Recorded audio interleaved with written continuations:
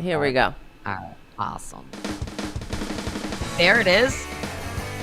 There's the music. It's public domain, so we can use it. It's the Tara Show with Dublin and Devlin. We got a special guest joining us today. Hey, hey, hey. Uh-oh. Hello. And I can hear myself because I haven't muted. Okay, now you got it. Hi. Here we are. Hello. It is Thursday. It's May 15th, 2025. It's the Tara Show with me, Tara Dublin, and her, Tara Devlin. What is up, partner? What's up? I don't know. We were talking before the show. I feel a little down. I have to be honest about it. I just feel blue. I feel here comes Hal Sparks. He's calling in now. Oh, he's already. Yeah, why don't we just bring him in? Let's just bring him in. Fuck yeah. He Hold on, Hal. No prelude. We don't have to warm. He's in the green room. Up. Bring him on in. We adore. We're so very excited to have Hal Sparks. I hope I can get it. You love him. I wore my Nerd Halen shirt in honor of Hal Sparks being our very first ever guest. Yes. On the Tara Show. Now I gotta figure it out. Oh, there he is. There he is. Let's see. I bet he looks great. Come on. Oh, you know what it is? The damn thing is locked. Is All right. Hal. Oh my God! I'm fumbling through. We're getting it done. I'm in the middle of awesomeness. Look at me. Who's the luckiest? I am. Can we hear him? We can. Yeah. See him. Can we say something? Oh fuck. Up. No, I just heard. No, we hear you. You're like popping in and out though. That's weird. Oh no! Now I hear you. Now I hear you. We got him. We got you. We got you. It's happening. Look at that. Welcome to our show. Uh-oh, it's a little choppy, I have to say. Wait, I got to bring you back. I got to bring you back. And Hal Sparks. Holy shit. I love this. Watching magic. It's all good. This is how it goes. Everybody likes to break down the fourth wall or whatever. Cameron says he sees the Nerd Halen, and really oh shit, and now Hal is frozen. Like Madonna in Frozen, in the Frozen song. And he looks concerned. He looks concerned. Okay, he'll call back. He'll call back. Oh, he's going to call back. That's cool. Yeah. All right, well, for those who don't know, Nerd Halen is Hal's awesome cover band where they play Van Halen covers, and they're amazing. They shred. It's not a joke. They look, they wear their pocket protectors and their nerd glasses, but the music is spot on recreation. What the hell is of going Van Halen on? songs. We don't see you. I don't know. Did he call back? There he did, but there's nothing there. Coming on in. I see a space for him. We're going to make this happen, you guys. We are. Shit, man. Come to Did you give... I mean, no, you gave him the right link, because that's I gave him the link because he showed up one time. Do we have to... We don't have time to give him to generate another one. No, I think that's only one link that you need there. Yeah, because if it works for me, it should work for him. All right, we're going to hang up. Come back in. Come back when you come back in, Hal. Oh, boy. Well, I did... No wonder I'm sad. He'll keep... I can't... Shit ain't fucking happening here. Excuse my language, YouTube. It's fine. We're going to get him, Sparklers. We will. We don't give up. Doesn't your shirt say never give up? Is that what your shirt says? It does. So that's why I put it on today. Never going to give you up. Mm-hmm. Never going to make... I wear this short. I wear it when I'm, need a boost or whatever. So what is he texting you? What is he? No, but I'm texting him. Oh, okay. I wrote keep trying. Maybe he's restarting because I think it's on his end. To tell you the truth, it wouldn't surprise me because sometimes he has to mess with things, and I mean we have plenty of time for him to come back and join us. Totally.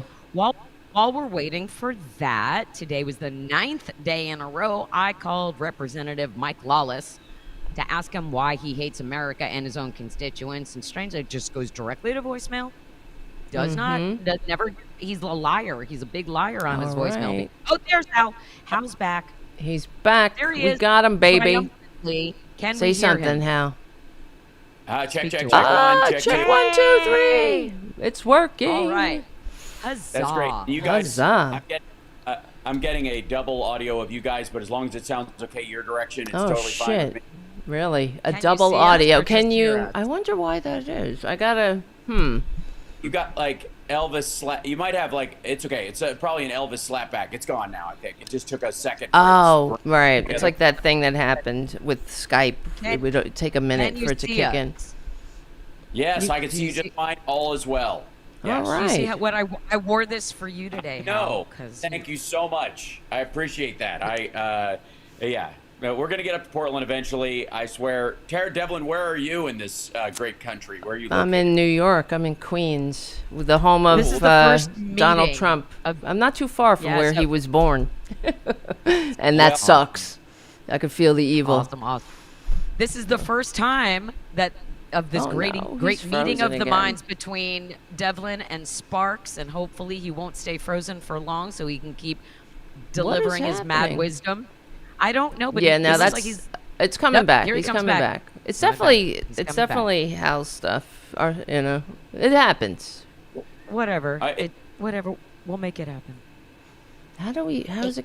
What the? I don't hell? know, guys. It's maybe we Did need you? to call You need Hal's to show. restart. You need to restart your computer or Hal something. needs to Hal. restart? Hal Hal- needs to restart. I'll tell him. This is what happens. This doesn't happen on, right wing media because they have billionaire benefactors, and Restart your computer. yeah, we have each other. Says Devlin. I think so. I think that's Okay. the first thing I you would texted do him. to kick, Who's to a lucky kick girl? it in I gear. Can text Hal Sparks. Yeah. Okay. Cool. Yeah. Well, yeah. let's quickly drop some news of the day. Democrats are fervently trying to stop Republicans from killing us. Basically, is what's happening. Hopefully, everybody saw the marathon bullshittery from the Republicans trying to kill us all in the middle of the night. Yes, Under that's how they cover do of it. darkness, which is where democracy dies. Democracy dies in darkness, which is why Republicans are basically holding Democrats hostage on the floor for votes in the middle of the night. And that is why there are videos circulating of people falling asleep on the House floor because they're making people stay up until 3 in the morning and 4 in the morning for votes. And why? Why? They want to make sure that they can get away with this fuckery when we're not watching, but Democrats are stuck there too. Again, why we need a Democratic press secretary so that they can deliver, this is what's happening, this is what's going on. And watching AOC, just stand up to these Republicans who are trying to control her is beautiful. And I'm so frustrated with the lack of accountability for Republicans at this point. Oh, here comes Hal. He's coming I back. hope so. I hope so. coming And back. I'm getting someone's asking, Joy in the chat room is asking if I can turn the commercials off. I cannot. That is YouTube. They want you to buy a premium subscription. So I don't have any do. control over that. If you're getting we wish commercials, we could. I can We only wish we limit could turn the that amount, off. which I have them. The limit. Well, actually, on my channel, it's down to the lowest amount. I don't have it? I don't control. Yeah, because the amount of money you get from a YouTube commercial is like nothing. It's like a fraction of Well, a cent.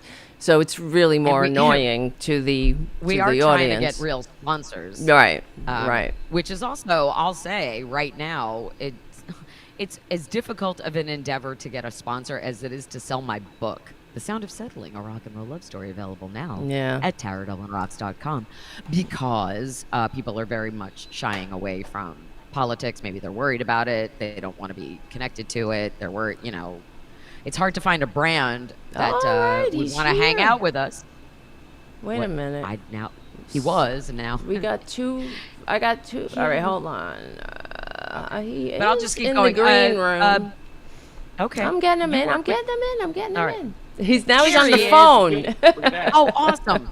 That works. Hi, kids. Yeah. I No, good decided idea. to break Oh, out. good right? job. Thank He's you. nothing if not How one did of the what? But what do you smartest think is people going anywhere. on? I mean, I don't know. Whatever. We can talk about it. I'm gonna start with Russian gremlins and leave it there. Yeah. At this point, you will drive yourself crazy trying to hunt down all the possible Right. difficulties that are there, and it'll turn out to be something you had no control over at the time. And Exactly. It will never happen again. So. It's true. Oh fear my not. God! Apparently there was a Newsmax commercial. That is nothing I to do know. with us. We They have do no that. control. We have no control That's over right. what the commercials are. Because Yeah. they're Very buying the much wish- keywords. You know, they That's very want much that. wish that we did. So anyway, hi there, my friend Hal. Hi, So Hal. You nice look Hi. to great. See you. How do you get Thanks. all that And, energy? That's what I was asking Dublin here. I was How- explaining. yeah. I was explaining to Devlin how, like, when Sexy Liberal Tour was going on, in nearly every city, you also played a Nerd Halen show, along with doing your show, and then doing so. And I told her that you are as straight edge as they come. No drugs, no drinking, no Right. nothing. So, Yeah. how do you have this boundless energy? Right. How did you 10 shows a day and then go and have a concert at night? I have to be completely honest. It's motivated by my love for the topic, the music, and the circumstance. I hear you. And also there is a real. As a huge Kiss fan, there is a huge work ethic that I picked up being a fan of that band. That there are no audiences. There are crowds of individuals, and they are not the same people every night. And as weird as that seems to say, like, it's amazing how people can get into that rhythm. Even when you're doing a live stream and you've got a chat room full of people or whatever, there's this assumption that it's your crowd and they're there, and they almost become like this friend you take for granted. And to me, it was just like an early understanding that that's not how it works. And maybe being a stand-up essentially at the very beginning delivers that, because you, as a comic, you're three things at once. You're definitely the performer. You're the comedian performing the material, but you're also an editor at the same time, because you're checking in with the crowd and you're moving bits around, and you're like, they didn't hear that. There was a dish dropped or a blender went off if you're doing open mics, so I have to restate the setup. Your brain is doing that at the same time. And then on the third level, there is this sort of like riot control, that you are literally understanding how each table has a personality, because the biggest dick at the table will drive the tone of the table, and you might have to deal with that at some point in the show. So once you realize that is true of a stand-up audience, you realize it's true of all audiences, and that so I don't get tired the same way people do, because I think it's those assumptions. People get exhausted by their expectations. Yeah. Tomorrow's going to be just like yesterday, and that makes you tired just thinking about it, because there's no newness to it. There's no vibrancy. And I think that's an essential mistake you see in performers, but it's also, I think, it applies to every job, you know. Right. So that's where it comes from, because I'm always excited for what's new in stuff, and there always is something new. So if you're having to look for it, that means you're not doing the rest of your work. You're not paying attention.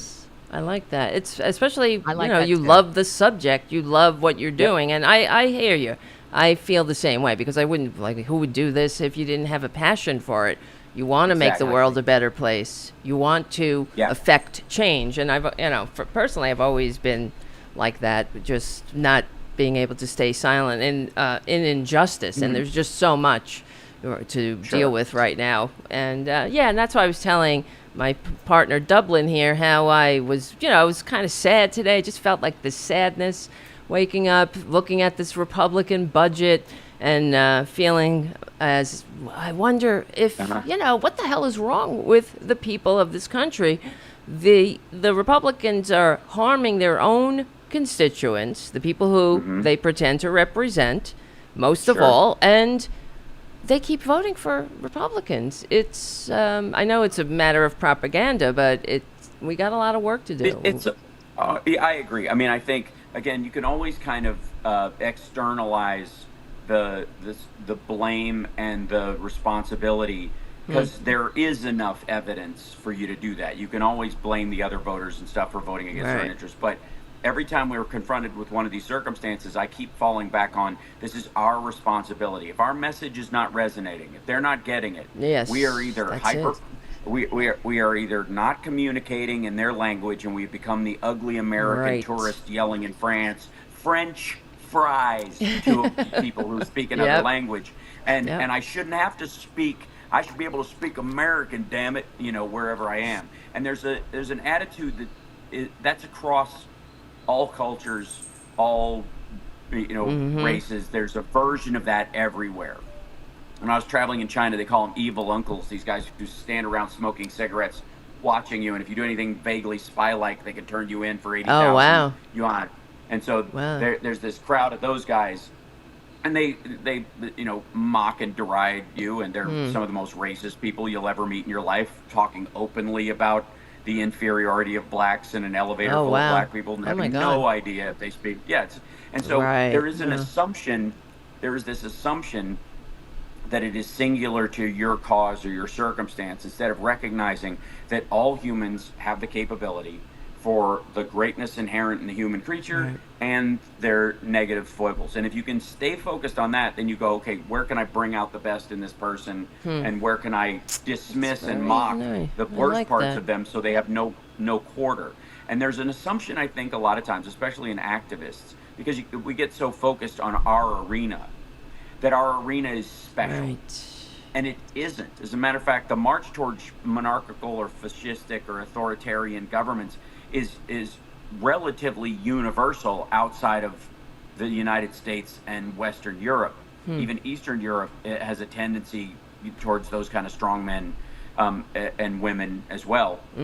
Anybody who wants to go look at the stories of Olga of Kiev or Jean de Clisson, and you'll understand that there are women rulers who have brought the level of brutality that we only expect from men in the modern society. Probably more then once too, you- right? They had to be even more brutal. well, Republican not- women not have to be one to more one. misogynist. Yeah.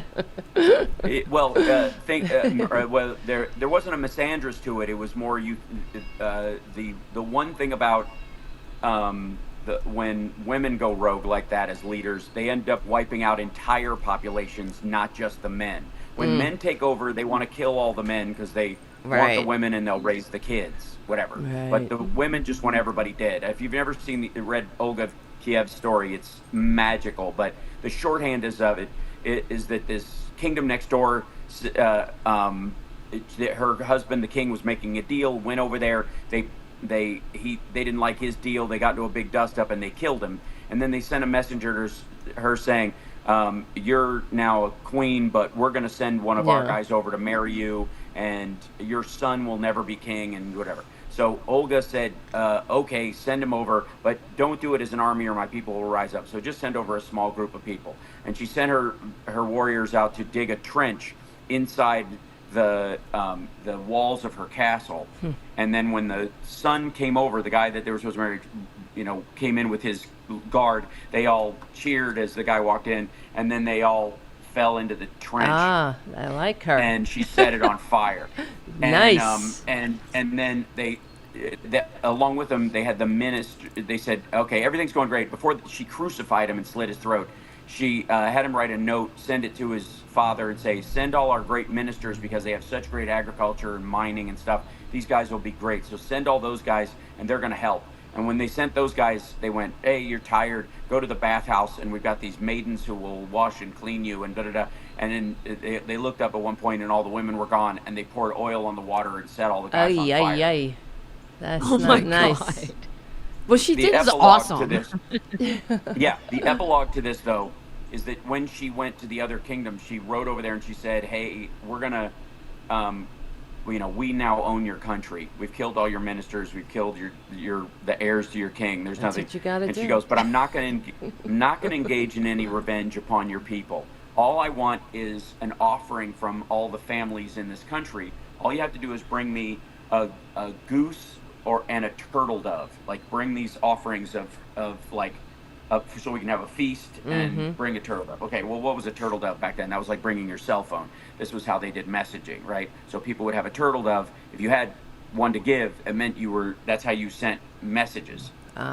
So all these people brought their goose and their turtle dove. She took all the turtle doves. They tied little bags of sulfur and black powder to their feet. And yes, okay. And flint to them. And then they had a big feast, and then amongst her people, and they released all the turtle doves that flew back to the homes and burned the whole country to the ground. Yes. Oh my God. So, But who could trust her creative. then? But she did become man, a woman, incredibly and creative. child.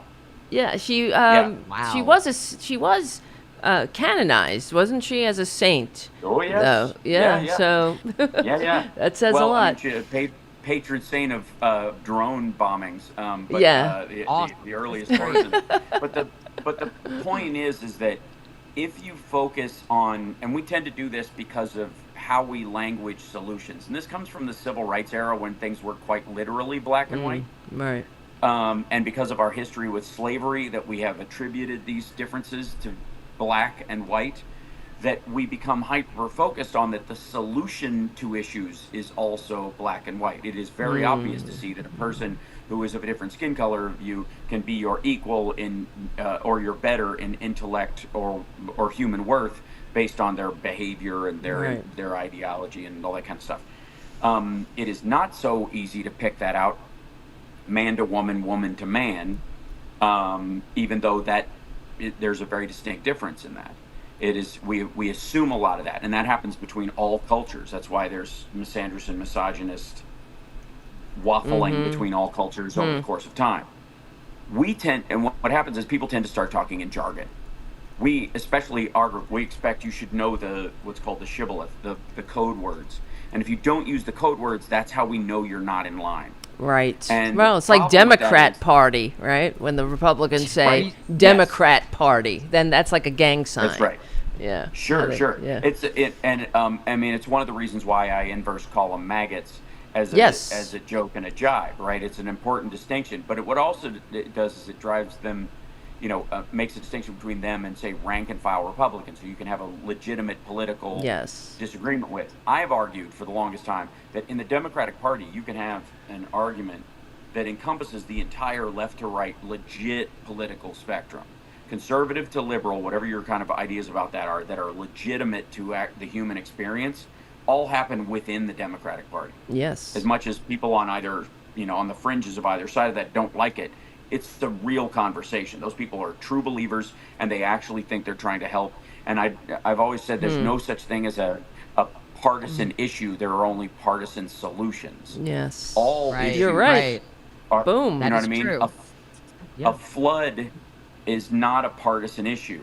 Whether we should build a dam to protect against it or a river to divert it someplace else, that can become partisan because that involves agriculture and farming and who owns land and whether there's going to be a giant, the guy who sells jet skis loves the idea of a big dam creating an artificial lake, whereas the farmers down the road might feel like they're being starved of water. It can only be rationed out. That is the partisan part of it. And as long as we recognize that there are no partisan issues, just partisan solutions, we can recognize that even a fool is trying to solve a problem.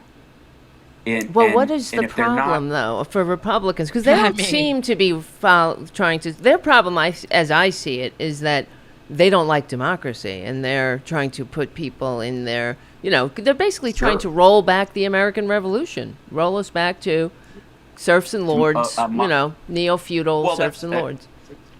I would argue I don't think that's new, though. I think that's totally. About the Democratic Party versus the Republican Party. What is the essential establishing factors of both parties? Democrats are for democracy. They are focused on the idea of one person, one vote, and making sure that everybody has a vote. That is the essence of the Democratic Party. Everything else is an ornament on the tree. The absolute stalk of the tree, the base of it, the root is Democrats want everybody's vote to count equally. Rich, poor, across all colors, whatever your issue is. Everybody has a vote, so we can all have a say in this. It is the essence of what the American Revolution was about, and yet, what are the Republicans based on? We are a constitutional republic, and they are, if you want to think of it, the party of the Electoral College. Yes, that is the essence of who they are. And without it, their party ceases to exist because nobody actually thinks North Dakota and South Dakota need 2 senators. Right. 4 senators between them when they have fewer people in them. They have a third the people the size of Chicago. Yeah, not even. I'm sure there's more people here in Queens than in North Dakota. For real. Yeah, no question. Right. So Manhattan gets a mayor. North Dakota, Wyoming, South Dakota, and let's say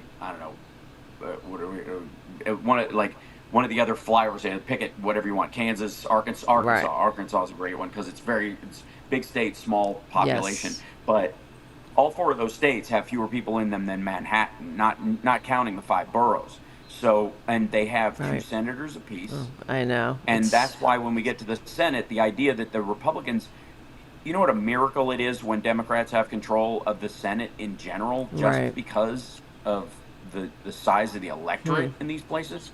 And so, and insofar as what they're trying to roll back, and I agree with you that there are the primary root of the Republican Party is anti-democratic at its base, because they believe in sort of a burrowed version of land ownership, like Yep. the kings would offer lordships Yep, to same areas, and Yep. and you could have You give out what was favors effectively to your loyalists, and you hold that Yes. castle, and you get to, and then if Right. your serfs have a problem, they come to you. Oh Lord, I have a hurt back, and then maybe they'll trickle some health care on you, or not. Well, that's okay. So one of the things that we talk about, in terms of like taxation, for example, that we didn't have all this issue with taxes and yada yada until after the tariff situation. Trump's bringing that Yeah. up. Okay, all monarchies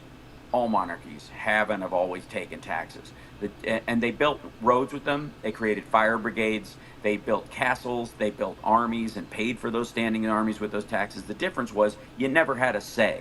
If they wanted to build a Right. road someplace, Yes. you didn't get any input. That was the essential difference. It's just like, but then on that's their language, and that's their point of ignorance. We've always had that, and this goes to like our side calling fire departments and stuff socialism or roads and bridges. It was yes. never that. Right. It was never that, because again, monarchs always took taxes and built roads. You just didn't have a say. This isn't socialism. It's democracy. It's the democratization of taxation was what this country was founded on, and everybody having a say in it. And that's the essence of the Democratic Party. It's where the Whigs broke up and split into 2, or effectively would have been the conservative and liberal aspects of the Democratic Party in that regard. So the issue we ran into was the rise of what they called socialism and communism in the eastern part of the world, which was based largely on the concept of the theft of the Industrial Revolution from the advancing countries. So Russia and a couple of other countries went, we're not building this on our own. We're going to have to take it. Yep. And to do that, we're going to have to usurp those things, and then we're going to have to force our people to work nuclear silos and factories and that kind of stuff. We're going to make them work where we want. So what the Chinese did, so the Russians did primarily. And it was all about the theft of the advancements in the Industrial Revolution. Meanwhile, workers in the Industrial Revolution, it's a tough job, harder than any job almost that's available today, unless you work on an oil rig or in a coal mine. And it was the regular. It was the averaging out of all the jobs in the world. And so the rise of socialism and communism is this kind of forced work with forced guarantees and no guarantee of a wage depending on what state you were in and stuff, created this kind of odd bedfellows of what were effectively the left in the United States around the concept of communism, when really what they were focused on was just like not exploiting workers. Well, a worker in Russia or China isn't the same as a worker in the United States, because you can't walk off the job no matter what.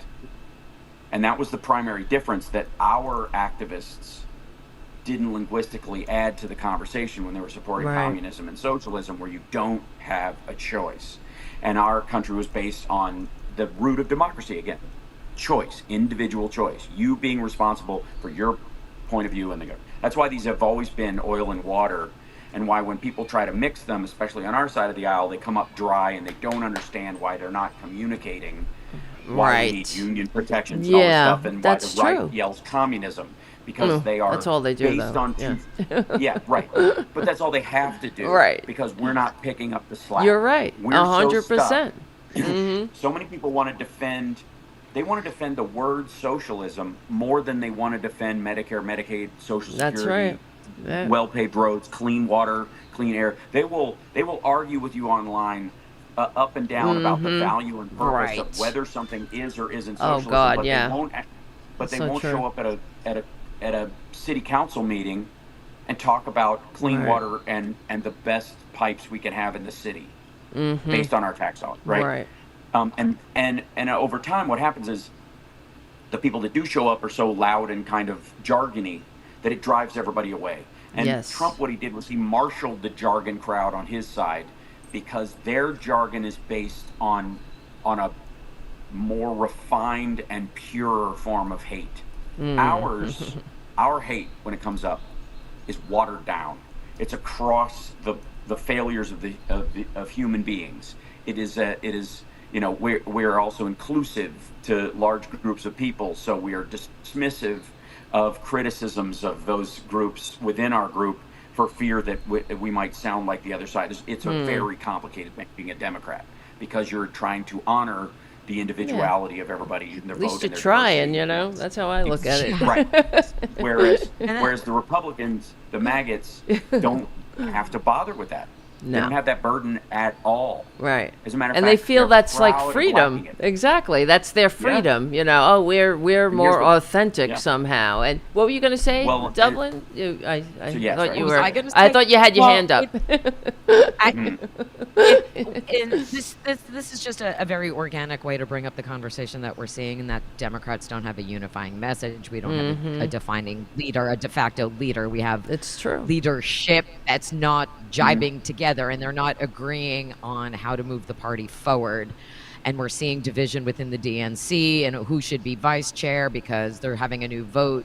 Who's going to be vice chair and what should David Hogg be doing versus what should Malcolm Kenyatta be doing? And then the Republicans see Democrats doing that while they're running off with everything that makes this country.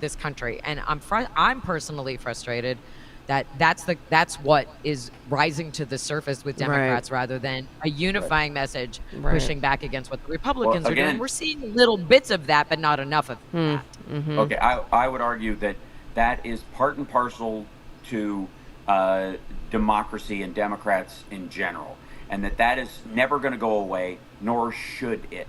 It should be a messy, washy.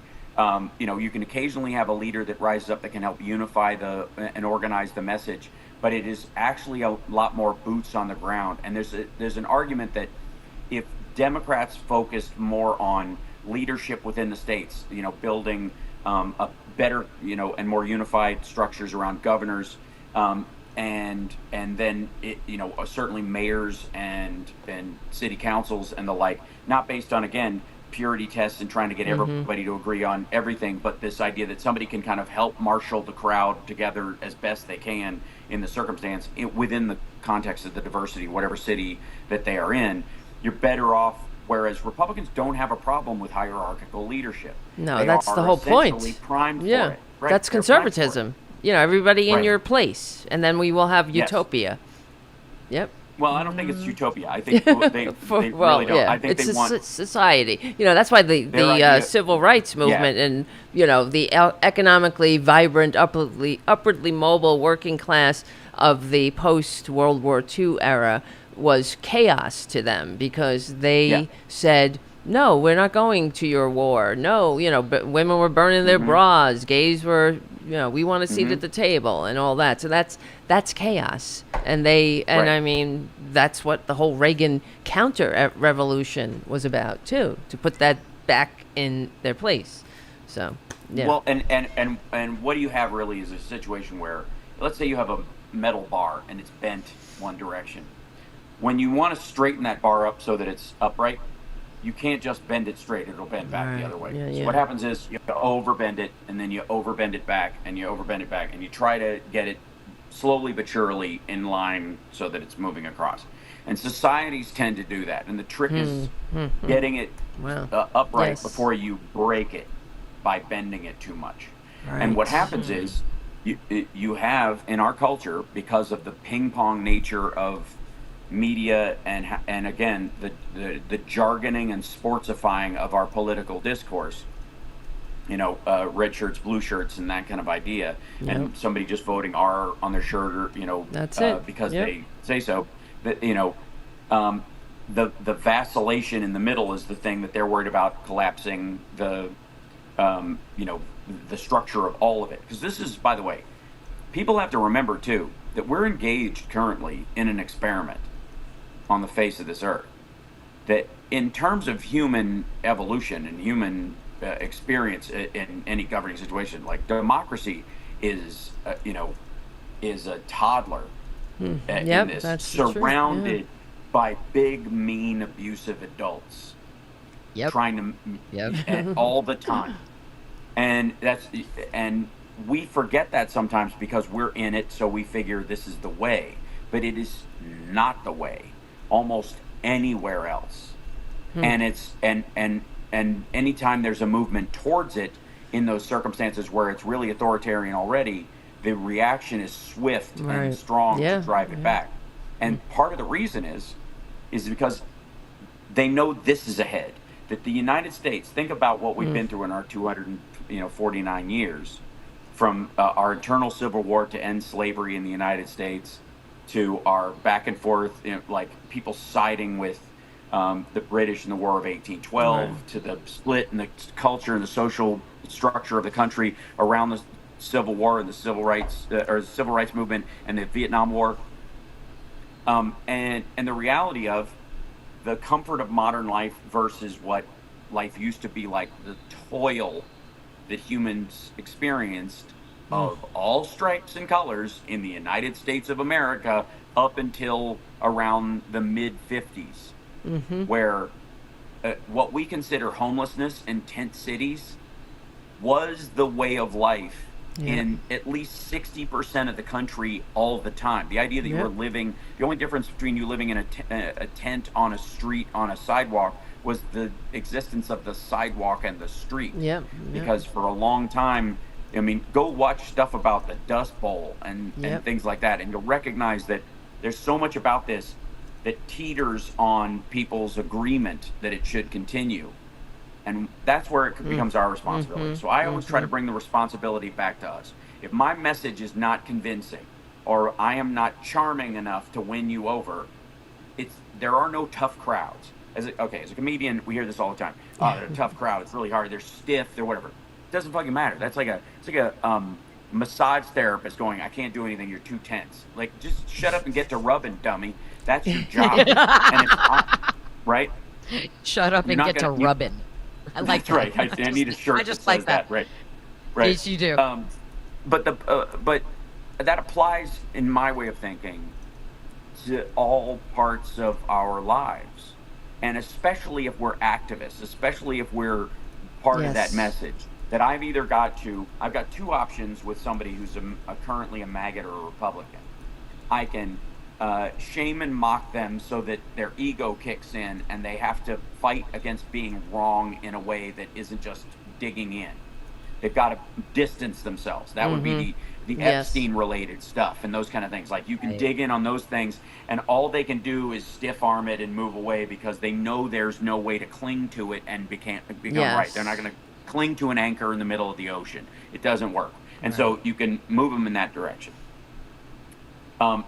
Whereas immigration is a different issue for them because they believe that anchor floats no matter what you tell them. So you've got to find another way to motivate or shame them on that issue. It won't work the same way. It doesn't work the same as the Epstein thing, even though it should be. Our morality is not their morality, or they would already think like us. Of course. And so it's been an interesting endeavor watching them justify the group of quote unquote refugees from South Africa who are in the United States compared to anybody else coming to the United States to seek better life. They're fine with the white refugees coming to the country and perhaps taking jobs from MAGA. That's fine. But if they had any melanin in their skin, they'd be pushing back against that. And it's always that kind of hypocrisy that always seems to be, fomented by that side. You're thinking like you, though. You're thinking like you. I know, I'm a logical person. Silly me. But you're also. But it's a valid question to ask, though. No, you're right. Yeah, Why is it okay for them? I'm not. But not. I'm not being facetious. I'm not. I don't mean that in a pejorative or separate. I'm saying that we always talk about life experience and how that shapes your view of the world. You're attributing the that they're doing this for this group of people because they elevate them, whereas they denigrate the others. And that seems cut and dry and obvious. But I would argue one of the reasons they're really doing this is because they see an opportunity to point out what they view as leftist racism, meaning that we only like brown immigrants and Reverse we don't like racism. anybody else, no matter what they're running for. I'm telling you, look, you don't have to agree with what I'm saying. Not wrong. You wouldn't. You're not wrong. Right. And by saying, like, because white South Africans, there are white trash slums in South Africa. There are like umpteen cases all over the internet, and they know they will drive people straight to the internet where there are these stories of, and there are real stories of women being raped and burned alive and all this stuff by people who are, taking over these farms or whatever, and that kind of stuff, or all the security concerns.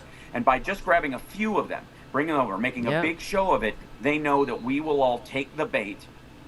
And in reality, our response, I think, should be, I respect the fact that refugees are in danger for their lives and should be brought in the United States. I just think it should apply to other folks as well. That's right. End of conversation. But what happens is we focus on their skin color so egregiously that they get to weaponize that skin color focus on us. That's the whole purpose of it. They don't actually give a shit about these people.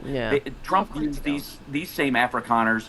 Look, the rich Afrikaners can leave anytime they want to, and they do. They fly out all the time. These are white trash Afrikaners, basically, who are lower middle class people. They're bait. They are bait for this conversation. That's what they're there for.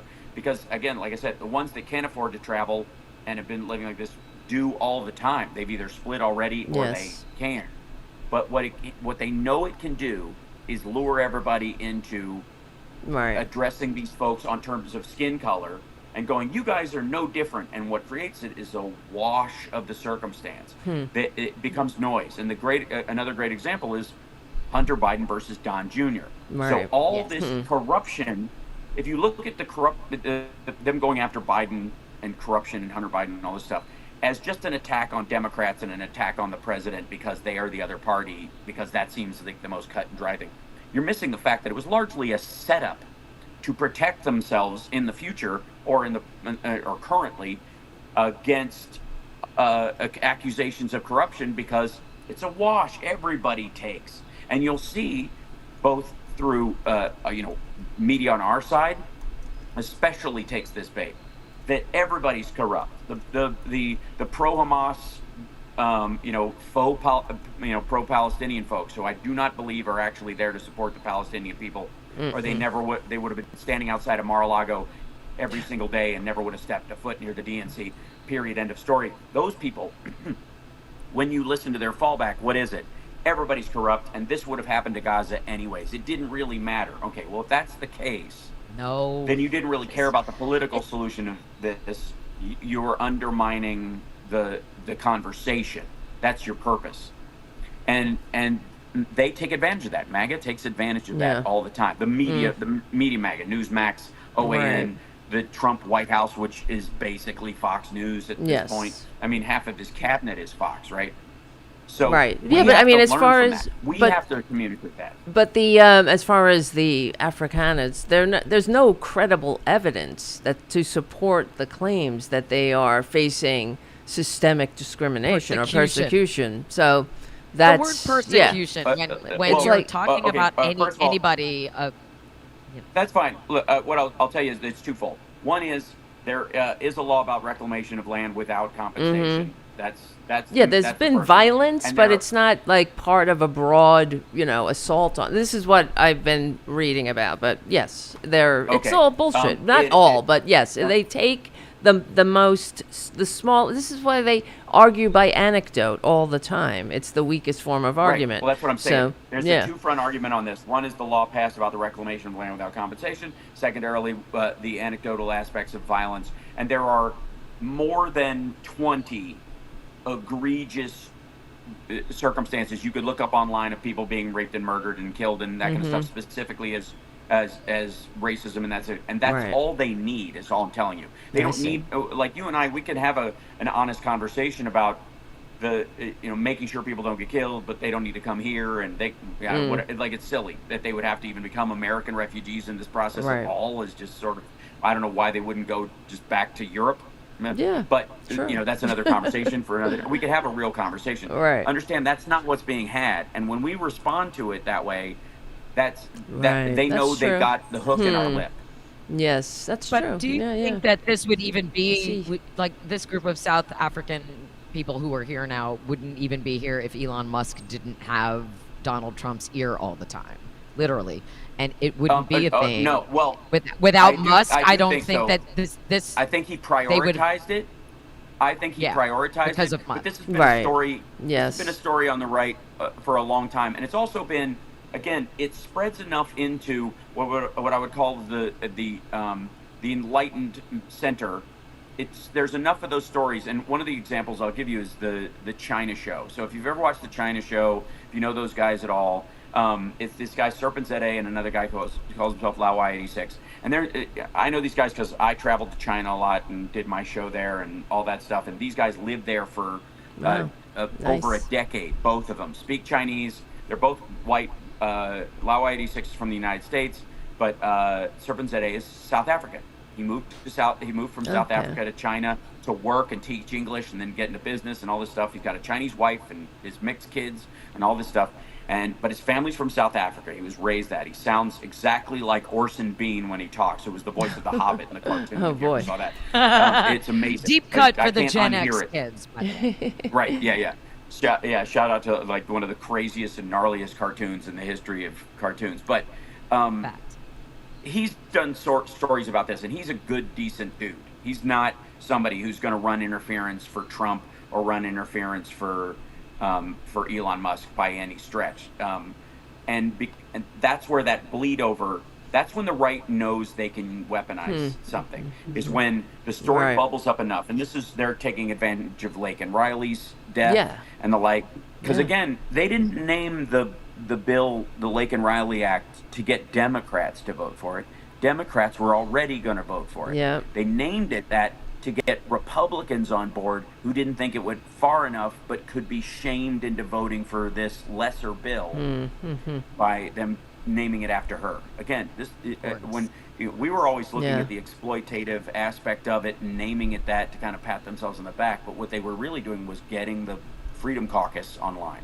Well, they're good at stuff like that. They're good at the branding. They're good at the messaging, and that's what we're, in fact, media marketing experts, they've done studies about how you market to conservatives, how you market to liberals, and there is a way you can. I saw something once about how they were trying to sell solar panels to liberals and conservatives and groups, different, focus groups, and you present it to the conservatives as you're doing a patriotic thing. You're protecting the Purple Mountain's majesty, the fruited plain, and you're going to be able to pass America the Beautiful on to your kids. Somebody's Thank you so much. Well, by the way, will they bill me or whatever? Quick shout out. Hal's doing that. Quick shout out to Shayna for the $5 super chat. Like, subscribe, share, and buy Tara's book. Thank you, Shayna. Yes. Thank you. And rocks. Enough. Believe it or not, it's been hard to promote a book. It's okay. It's been a historically terrible time to promote a book that I self-published. Yes. So everybody, be like Shayna. Thank you so much, Shayna. I appreciate you, and of course, we all appreciate. Hey, Hal, and Rocks. Don't forget Rocks too. Rocks for her Rocks one SMF. No, I mean for the super chat. So there's another super chat in there. Thank you. Oh, all the super chats. And thank broke you so much. But also, yes, she says broke, but I must show my love. So thank you for that. I appreciate that. Thank you. And we also are so happy that Hal Sparks is here. Yes, because, thank you, Hal, for the hardest working man in podcast and show business. He is 1,000 shows a week. And it's just follow great. him on Blue Sky at halsparks.com, and also sign up for Hal's Substack, my Substack, Devlin's Substack, and the Political Voices Network Substack. And so, hey, Hal, one of the things that I've been doing, and I think we touched on this on your show when I was there on Monday, and you're so generous to invite me on your show every week, which I totally appreciate. Just all of the things that we're seeing with Republicans trying to pass these bills in the dead of night, and the way that Republicans are doing all that they can to take away all of the things that make America America, and that can my take. And if anybody wants to argue about this in the chat, I'm happy to do this with you. My take is that our government isn't supposed to be taking shit away from us, and they're not supposed to be bullying us and threatening our livelihoods. And we just saw them trying to pass a vote in the middle of the night that is going to take money away from Medicaid and put it in the pockets of billionaires and millionaires. And Kristi Noem can get a fancy new plane if they take funds away from DHS. And it's like, how? What are we supposed? And how do you want Democrats to be responding? Because it's part of that is part of our difficulty with messaging is the response to what the Republicans are doing. And when you have a Democrat responding in one way and a different Democrat responding in a different way, that's where I get frustrated, because understood. I'm saying it's so much fuckery all at once. I agree. Okay, my argument would be lean into the complexity. Don't try to narrow it and simplify it, because again, it goes to Devlin's point about marketing for conservatives versus marketing for liberals.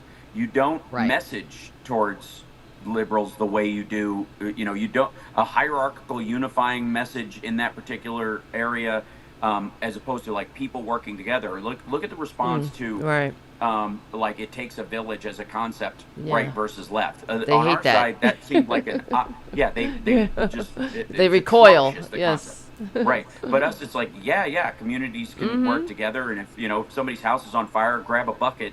Like that's something that we can apply to, and I think if you lean into that part of it, because I've always said like we used the same terms they do in some areas, like leadership, and they obviously don't mean it. What they mean is a monarch in their idea. They don't want a leader per se. They want somebody who will vehemently push what the rabble rousers are calling for in the most violent and forward way possible. That's what they mean. We don't mean that even when we say it. Even when we scream revolution, nobody, in the modern era anyways, wants actual slaughter.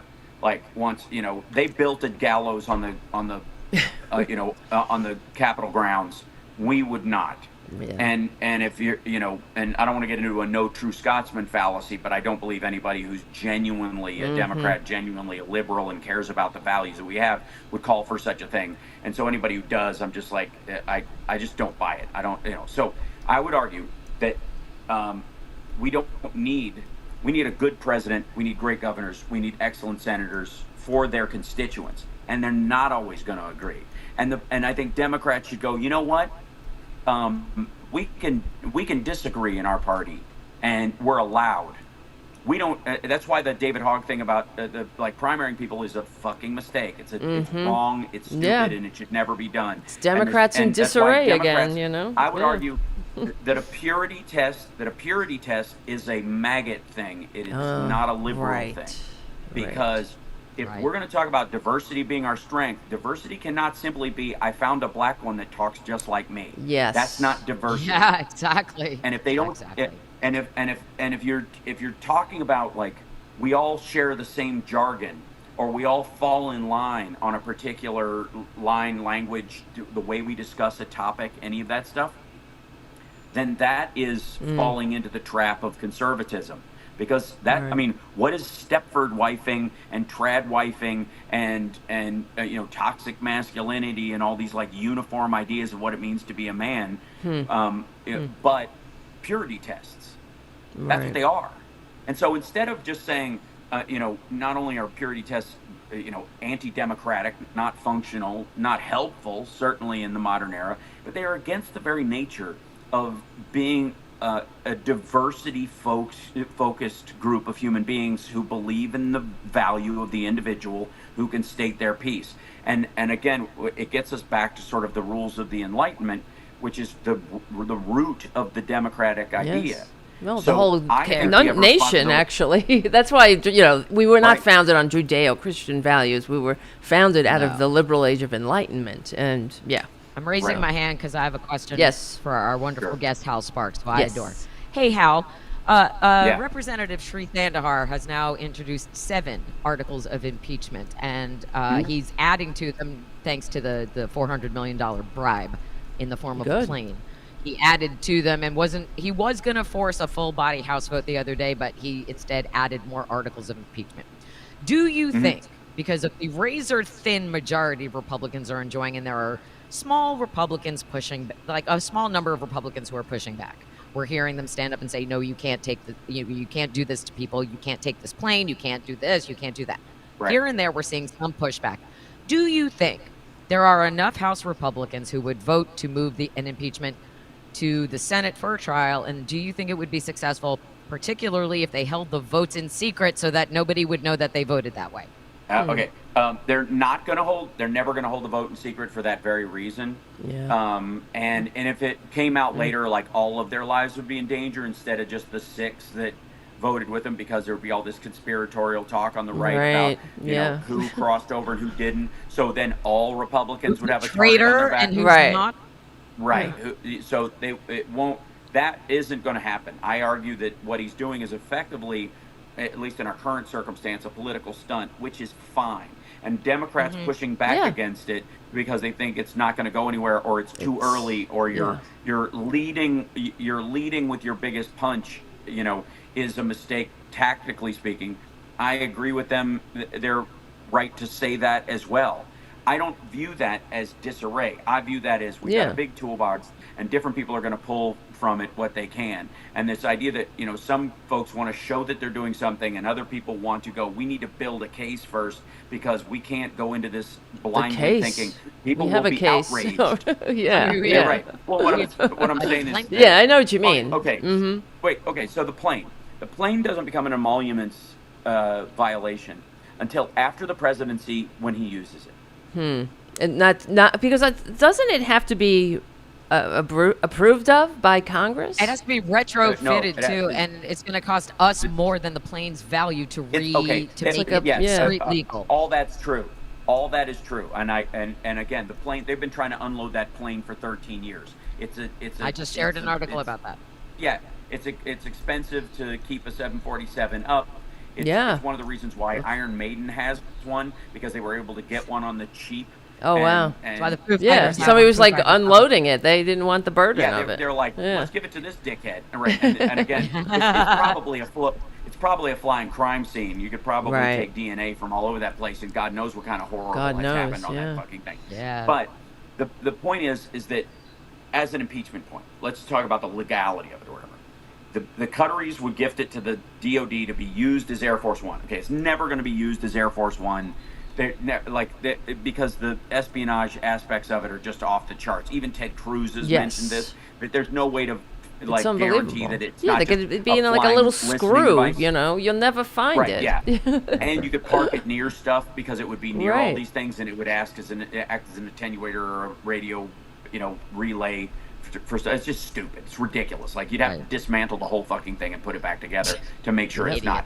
It's unreal. In terms of accepting a bribe from a foreign country, the legality of that that crime threshold would not be crossed until after his presidency, when it was gifted to the library, that he started using it for personal use. He's not getting the fucking thing so they can park it on a runway someplace and have people do tours of a Qatari plane. Right. But at that point, just ignore the music. Yeah, we can just keep going. We can go a little over. Yeah. I'll just go a little over. I'll just lower the music. Goodbye, music.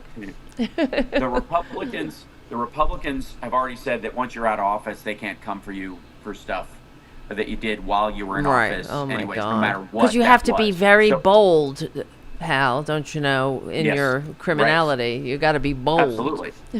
Yeah. I mean, you got to be bold. That's what the Supreme Court said. You can't hold them down. You got to be bold. You got to be cool. You got to be a fighter. Yeah, exactly. Yeah. So the problem with that is that he can avoid any kind of issue with this by allowing them to gift it to the DOD, letting it sit there inert, and then when they give it to him, he could use it afterwards. Now, the chances that the DOD doesn't disassemble it take the engines out right before they gift it is the part I don't think he's recognizing. So even if they did give it to him and they kept it, once it goes to the airport, it's not going to be a functional airport when they deliver it. Airplane when they deliver it, they're going to just pull some fuses and that's that. But they'll take the big Mercedes-Benz engines off of it or whatever. But the point is that story, that big, yes, it's an obvious violation. Yes, it's ethically ridiculous. Yes, it's bad for national security, and that's how we should discuss it. But the idea that you're going to be able to impeach him on it in a legal sense is nearly impossible, and they know it because they are looking at, his lawyers are looking at, like, how do we circumvent the law? Where are all the loopholes? So let's take advantage of all the loopholes right now and then shut them when we leave. That's what he's going to do. So Republicans are going to run. Watch for this in 2028. Republicans are going to run on, we're draining the swamp and we're ending all these graft and corruption after they've done it. So they're going to take advantage of it as much as they can. Crypto, all these other things. And then they're going to pass a crypto law to guarantee that the next person can't take as big an advantage, because that's how you get a leg up and guarantee nobody's in your rear view mirror, right? Nobody's catching up to you. Now, they're not looking ahead to all these things. They're like all these Trump, and again, I'm not wishing this on anybody, and I don't think it's a good thing, but all Trump properties are going to become like terrorist target sites in the future, just on his Gaza stuff alone. And the only ones that will survive are the ones in the authoritarian countries. So one of the reasons why he's only going to be building properties in places like Dubai and Abu Dhabi and Qatar and places like that is because they have extreme draconian security states that can protect against this kind of stuff. Because if he builds one in Brazil, it's gonna go up in flames, and they know it. Right. So this is there's a countdown to his whole empire is going to collapse as quickly as it grew. I can't wait. Well, partly because his sons are stupid, and because he's making nothing but enemies in the world, and he'll outlive his usefulness if he outlives the president. That's right. Well, you know what? There really aren't any stand-up people who are going to like carry on his legacy so much. Oh, please! I bet so many of them can't wait for him to be gone. They want him to croak. That's what they didn't. Mitch McConnell, somebody said, like on background, that they're waiting for him to die. That's what the Republicans. It's unreal. Like they could remove him right now with the 25th Amendment, and it's weird that they don't. But it's like their continuous feckless loyalty to him in public. If they're not loyal to him behind the scenes, it's really time for them to come together and just get rid of him. Like, what do they think is going to happen if they stand up and say, I will no longer support this administration for this reason? What are you going to get, a mean tweet? I mean, the guy fucking blocked me almost 10 years ago. He's a coward. They're going to get killed. By who? Who's going to kill them? By maggots. By maggots, yeah. Well, maggots are, they're violent. This is a fascist. Not if they're dead, too. He's killing his own constituents. Well, that's true. Yes. Look at January 6th. Maggots are going to die, too.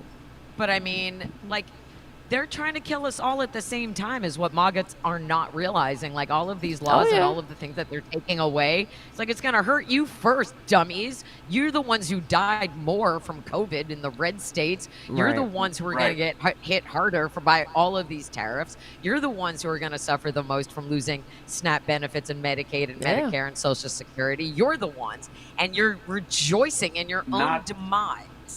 Not the ones that are on social media, not the ones that are watching YouTube videos, not the ones that are listening to right-wing radio. Those are not the ones. The maggots that die from all this stuff are the voters who don't pay attention to a lot of this stuff, work shit jobs, drive crap cars, live out in the middle of nowhere in West Virginia and that kind of stuff. And quite frankly, there is a lower middle class maggot out there that thinks those people need to go. That they're as big, if not a bigger culling burden the herd than they view. Culling the herd. They think those. Right, and they think they will survive. It's why they all vote for taxation based on the idea that one day they're going to win the lottery. They all live in that delusion, and so that's their line. That's the line. So for all of us, like, we need to start talking, in a language they understand that gets that across. When we're discussing why don't they get it? Okay, they don't get it because you're speaking English to a bunch of people speaking French is why. It's that simple. Yeah. Not because they can't understand the concept of words or syntax. If they have a different syntax, and they use different words. And if your insistence is the words are more important than the ideas, you will always lose. Right. And this is why I have to say Chuck Schumer's my senator, one of my senators, but I call, and actually he follows me on Twitter, but he never responds. I do send him some DMs sometimes, but I think it's up to the Democratic Party, and this is why what I believe what we do is so important to get the word out, that we have to unapologetically reclaim patriotism from the maggots, and I always talk about it on my show. Patriots don't leave anybody behind. I was in the National Guard. We actually drilled on leaving no one behind. Okay, there would be somebody who would be, wounded or whatever, and we'd have to get them out, And so, we don't leave people behind on the battlefield. We don't leave them behind on the battlefield of sickness, of illness, of education, we don't leave anyone behind here. And that's, I believe, how we need to start messaging it. Because patriotism is more than just waving a giant flag or having obnoxious 100%. eagles on your shirt and going USA, USA, USA. I mean, that's all performative. So you remember Hal from the DNC? That was one of the defining messages during the DNC. We all waved our flags. We all held up signs. We all. You cannot let them we heard that message. You cannot let them claim the symbols. No, that's the symbols and the substance, though. What's the substance? Trump likes to do his salutes and all that. Drives me up a wall. Because he's, when his country because you're not supposed to salute if you're a civilian, by the way, even if you're the so-called commander-in-chief. Even Eisenhower, who was the supreme Allied commander, did not salute when he was the president because he was a civilian. And that's, he had respected the civilian hierarchy, and that we are, that's our Constitution. So it just drives me up a wall when I see that. But nobody points that out. But, it's all performance art for them. But where's the substance? When you're cutting lifelines. Here's the thing. Right. If you've already got the substance, and we already do. Yes. Then what's stopping us from just re-seizing the symbols? Because if you're saying these things, and I agree with you, are symbolic of what we actually believe and care about, especially when it comes to education, healthcare. We got to take it back. You are more in danger of being killed by a virus than you are by a foreign bullet as an American, and you always have been since the end of the Civil War.